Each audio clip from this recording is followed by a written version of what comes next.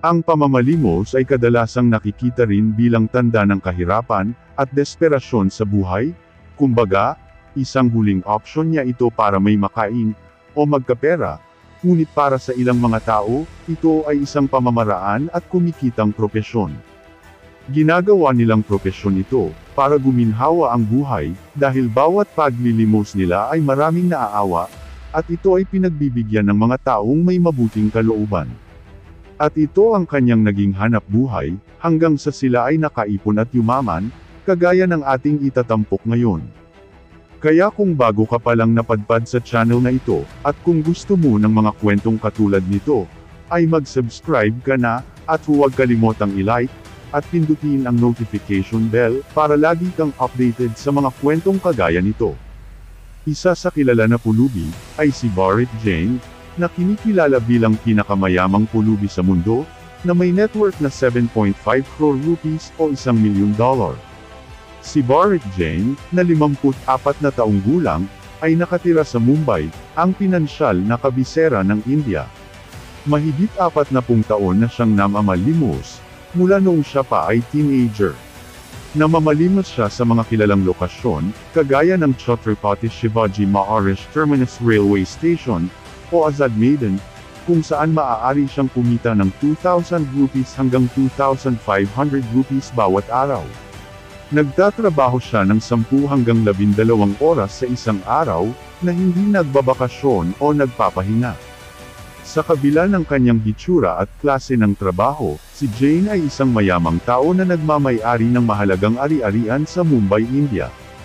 Nagmamay-ari siya ng 2 BHK flat sa Parel, na nagkakahalaga ng 1.2 crore rupees, kung saan siya nakatira, kasama ang kanyang asawa, 2 anak na lalaki, ang kanyang kapatid na lalaki, at ang kanyang ama.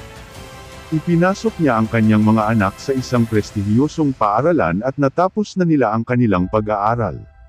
Ang ibang miyembro ng kanyang pamilya ay nagpapatakbo ng isang tindahan ng stationery.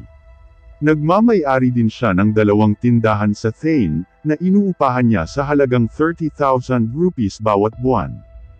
Hindi natutuwa ang pamilya ni Jain sa kanyang ugali na namamalimos na nagmamakaawa, at madalas itong pinapayuhan na huminto na, ngunit hindi niya ito pinapansin, at patuloy pa rin sa pamamalimos.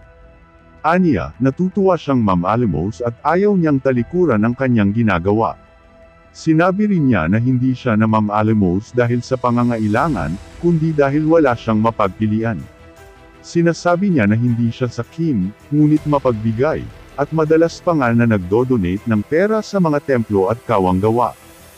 Hindi lang si Jain ang pulubi na nagkamal ng kayamanan sa India. Marami pang ibang pulubi na kumikita ng milyon-milyon sa pamamagitan ng pagmamalimos, gaya ni na Sambhaji Kale, na may netong halaga na 1.5 crore rupees, at Lakshmi Das, na may netong halaga na 1 crore rupees. Ang mga pulubi na ito ay bahagi ng isang umuunlad na industriya ng pamamalimos sa India, na tinatayang nagkakahalaga ng 1.5 lakh rupees crore o $20 billion.